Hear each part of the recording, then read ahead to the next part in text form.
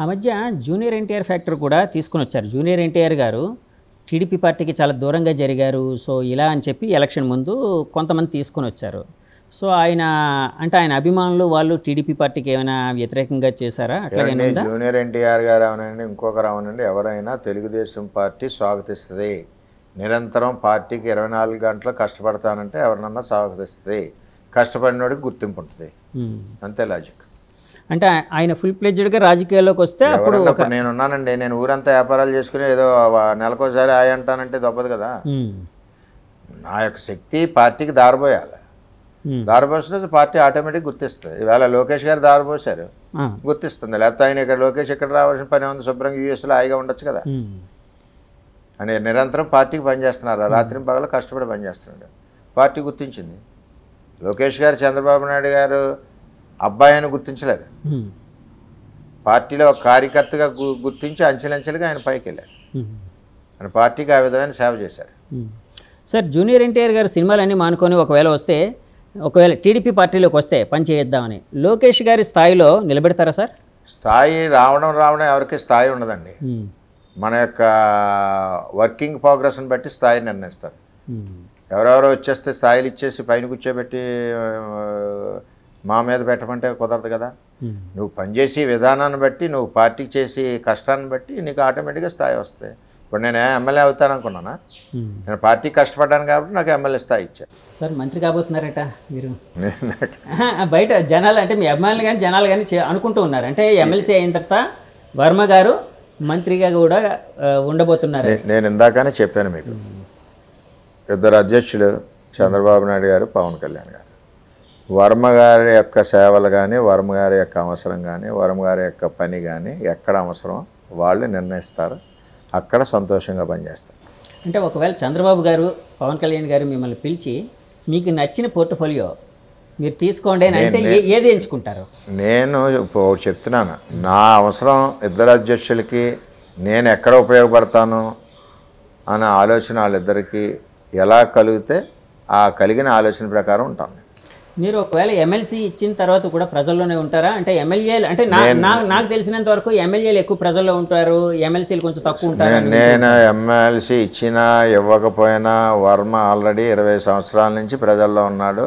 నేను చనిపోయే వరకు ప్రజల్లోనే ఉంటాను, అందులో తేడా లేదు. సార్ అంటే 22 ఏళ్ళుగా మీరు జనంలో ఉన్నారు. అంటే జనంకి ఎక్కువ అందుబాటులో ఉండడం వలన జనం ప్రేమ మీ మీద ఎక్కువ ఉందా, లేకపోతే జనంకి ఎక్కువైనా సహాయపడుతూ ఉంటారా ఏంటి? నేను సహాయం ఒకటి, కష్టంలో ఎక్కువ ఉంటాను, అందుబాటులో ఒకటి. నా గురించి అతని టైం వేస్ట్ అవ్వదు. నేను 7 గంటలకల్లా పిఠాపురం ఉదయం ఆఫీస్లో ఉంటాను, రాత్రి 9 వరకు. ఈ మధ్య సమయంలో 3 మండలాలు 2 టౌన్లు కూడా నేను టచ్ చేస్తాను. ఎవరైనా సమస్య ఉంది గ్రామంలో అంటే వాళ్ళని పిలిపించుకున్నాను, నేనే గ్రామంలోకి వెళ్తాను. ఎందుకు అడిగానంటే ఈ మాటని, నేను అంటే ఎలక్షన్ ముందు కొంత అంటే బైట్స్ ఇలాంటివి వాళ్ళ సర్వే చేసినప్పుడు చాలామంది యువకులు, చాలామంది అంటే పెద్దలు వీళ్ళు ఒక మాట అయితే అన్నారు, వర్మ గారు చెప్తే అంటే వర్మ గారి కోసం మేము ఓటేస్తాం. అక్కడ పవన్ కళ్యాణ్ గారు ఉన్నారు, ఓకే మాకు ఎలాంటి అభ్యంతరం లేదు, పవన్ గారిని అభిమానిస్తాం ఆయనకి, కానీ వర్మ గారు ఎవరికి వేయమని చెప్తే వాళ్ళకే ఓటేస్తాం అని అంత కాన్ఫిడెంట్గా చెప్పారు సార్. అంటే ఇది ఏదో ముఖస్థుతి కోసం చెప్పట్లేదు, నిజంగా అదే మాట అన్నారు. వర్మ గారే మా ఎమ్మెల్యే, ఇందాకలు కూడా నేను అన్నాను కదండి, ఫస్ట్లో కూడా నా క్వశ్చన్ అడిగాను కదా. సో అంత అభిమానం ఎలా సంపాదించుకున్నారు? అంటే అందరూ కూడా నన్ను కుటుంబ సభ్యుడిగా చూస్తారు. చిన్నపిల్లలతో సహా వర్మ అంటారు, ఏకవచనంతో పిలుస్తారు. ఆ ఆప్యాయతతోటి అందరూ నేను పోటీ చేస్తాను కదా అని చెప్పి వాళ్ళు చాలా ఆశతో ఉన్నారు.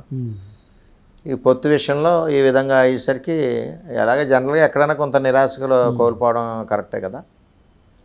దాంతో మనం ఏం చేసామంటే ఈ విధంగా జరిగిన వాస్తవం చంద్రబాబు నాయుడు గారి దగ్గర మాట్లాడింది ప్రతి ఒక్క బీసీల ఏరియాలో అన్ని వర్గాల్లోనే, నాకు ఒక వర్గంలో కాదు అన్ని వర్గాల్లోనే నా కుటుంబం అందరికీ ఎక్స్ప్లెయిన్ చేసి ఈ పరిస్థితిలో మనం పవన్ కళ్యాణ్ గారు 144 సీట్లు మోస్తున్నారు, మనం 21 మోస్తున్నాం, అందులో పిఠాపురం ఒకటి. మనం ఎట్టి పరిస్థితుల్లోనే మన ఓటు కళ్యాణ్ గారికి వేయాలి, ట్రాన్స్ఫర్ చేయాలని చెప్పి ఎక్స్ప్లెయిన్ చేస్తాం. ఆ ఎక్స్ప్లెయిన్ చేస్తూ ఇంకోలాగా కూడా నేను చెప్పడం జరిగింది. 2014లో నా గుర్తేంటి? ఉంగరం అండి, అంటే ఇండిపెండెంట్ రెబల్ అభ్యర్థిగా ఇప్పుడు నా గుర్తు గ్లాస్. ఓకే. ఓటు వేయండి, మీకు ఇవన్నీ ఎందుకు, వాళ్ళ పేర్లు ఈ పేరు ఎవరి పేర్లు అక్కర్లేదు, గ్లాస్ కొట్టండి. మళ్ళీ వరం మీకు అందుబాటులో ఉంటాడు. కళ్యాణ్ గారు కూడా చాలా మంచి వ్యక్తి, మనకు కూడా డెవలప్మెంట్ యాక్టివిటీ కూడా సహాయ సహకారాలు ఉంటాయి. చంద్రబాబు నాయుడు గారు ముఖ్యమంత్రి అవుతాడు, మనం గ్లాస్కు ఓటేస్తే అని ఈ విధంగా ఎడ్యుకేట్ చేసి, ఈ ఎడ్యుకేట్ చేయడంలో చాలా ప్రెజర్ బిల్డప్ అయింది, నాకు ఇబ్బంది కూడా కలిగింది. అయినా అనే వరకు వదలలేదండి. మీటింగ్ అరగంటల, ఈ మీటింగ్ గంట అయినా ఉన్నాయి, 2 గంటలు అయినా ఉన్నాయి, 3 గంటలు అయినా ఉన్నాయి. ఆ విధంగా మనం ఓటు ట్రాన్స్ఫర్ని చేసుకుంటావచ్చు. సార్, చంద్రబాబు గారి దగ్గర నుంచి మీకు ఎమ్మెల్సీ హామీ అనేది మాట అయితే మీకు వచ్చింది, అంటే ఒక హామీ వచ్చింది. అట్లాగే పవన్ కళ్యాణ్ గారి దగ్గర నుంచి ఏమైనా హామీ ఏమైనా వచ్చిందా? ఆయన కూడా చాలా నీతి నిజాయితీ వాస్తవాన్ని ఒప్పుకునే మనిషి అండి, ముక్కుసూటిగా మాట్లాడే మనిషి. ఆయన సపోర్ట్ ఎప్పుడు నాకు ఉంటుంది, అందులో తేడా లేదు. చాలా మీటింగ్లో చెప్పారు ఆయన. అంచేత అంటే మనం కూడా నిష్కల్మషంగా నిస్వార్థంగా కసితో అత్యధిక మెజారిటీ రావడానికి నేను, నా భార్య, నా కొడుకు అందరం కలిసి పనిచేస్తాం, నా తెలుగుదేశం పార్టీ కుటుంబం. ఎవడు ఎన్ని కుక్కలు మురిగినా మాకు సంబంధం లేదు. కానీ మీరు ఇందాక ఏదో ప్రశ్న వేశారు వైసీపీ వాళ్ళు అన్నారని, నేను పట్టించుకోను. నా మనస్సాక్షి ఎలా ఉందో అలాగే వెళ్తాను, అది ఆయనకి తెలుసు. అంచేత ఎవరు పవన్ కళ్యాణ్ గారు అవునని, చంద్రబాబు నాయుడు గారు అవునని, నన్ను నేను ఎక్కడ ఉపయోగపడతాను అన్నది వాళ్ళు ఆలోచన చేసుకున్నప్పుడు అక్కడ నేను పనిచేస్తాను. సార్, కొంతమంది ఈ మధ్య చాలా ఒక క్వశ్చన్ అయితే చాలా ఎక్కువగా రైజ్ చేశారండి. పవన్ కళ్యాణ్ గారు ఒక గొప్ప కథానాయకుడు, అలాగే ఒక అద్భుతమైన జనాకర్షణ ఉన్న నాయకుడు. ఆయన కోసం చిన్న చిన్న టీవీ ఆర్టిస్టులు ఇలాంటి వాళ్ళు వచ్చి ప్రచారం చేయాల్సిన అవసరం ఏముంది? అంటే ఒక ఓటమి భయం మొదలవడం వలన, దాంతోనే టీవీ ఆర్టిస్టులు కావచ్చు, జబర్దస్త్ ఆర్టిస్టులు కావచ్చు, ఇలాంటి వాళ్ళు వచ్చి పవన్ గారికి సపోర్ట్ చేయమని, ఓటేయమని ప్రచారం చేశారు అని చెప్పి వైసీపీ వాళ్ళు కానీ కొంతమంది ప్రజలు కూడా అనుకున్న సందర్భాలు ఉన్నాయండి. అలాంటిది ఏమైనా ఎలా ఉంటుందంటే, ఒక సీనియర్ సెలబ్రిటీ సినిమా యాక్టర్ అవడం వలన ఆయన దగ్గర పెరిగిన టీం చాలా ఉంటుంది.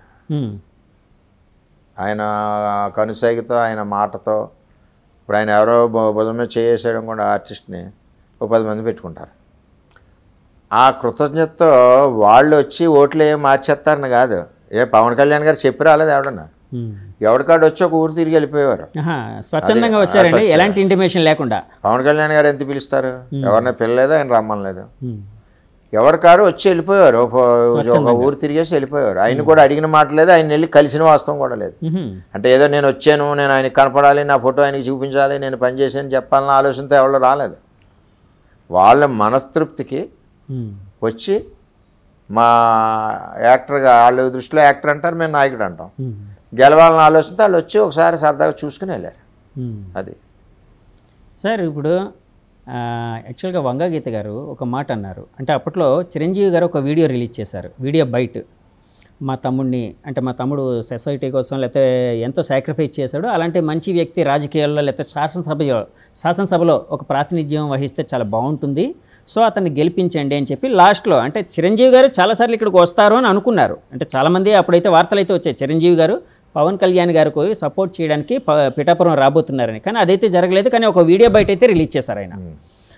అప్పట్లో వంగగీత గారు కూడా ఒక మాట అన్నారు, పవన్ కళ్యాణ్ గారు చిరంజీవి గారికి తమ్ముడు ఎలాగవుతాడో నేను చెల్లిని అవుతాను, ఎందుకంటే నేను ప్రజారాజ్యం నుంచి వచ్చిన నాయకురాల్ని, ఆయన ఆశీస్సులు పవన్ గారికి కూడా నా మీద ఇంకా ఎక్కువ ఉన్నాయి ఇలాగని అన్నారు. సో అంటే చిరంజీవి గారి ఆశీస్సులు వంగగీత గారి మీద కూడా ఉన్నాయా సార్? ఉండుంటాయా? అవి ఆశీస్సులు కావాలనుకున్నప్పుడు ప్రజారాజ్యం నుంచి వెంటనే మరి జనసేనకి వెళ్ళాలి కదా. ఊరన్ని పార్టీలు తిరిగి మాకు అన్నగారు మాకు తమ్ముడు అంటే ప్రజలేమో హర్షించరా, ఏదో ఓట్లు సానుభూతి పొందామని ఆలోచన తప్పితే వేరేది లేదు.